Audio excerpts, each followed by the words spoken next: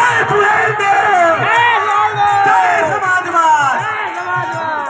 Block प्रमुख जलालपुर बदामा देवी जी और बहुत ही प्यारा पुरस्कार सुशीला देवी पूर्व जिला पंचायत सदस्य, आप नेता से बहुत बहुत आशीर्वाद। आप मंच पर आने की कृपा भैया करें। भैया हो जाएगा सो बड़का खेल, प्रत्याशी है बुद्धि विरोधी का भाई का खेल। बदामा देवी जी आप मंच पर आ जाइए।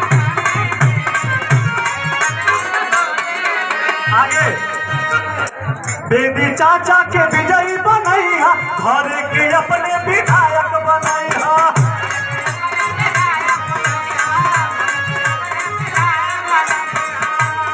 सबसे हमारी यह अरदास बा, ये निवेदन बा, ये निहोरा बा कि सब लोग में ये जागरूकता पैदा करे के बाद कुछ माता बहन हम करे कि बगलिया में गांव में चौहान बस्ती में लोग करे कि हम साइकिल पर वोट देवे।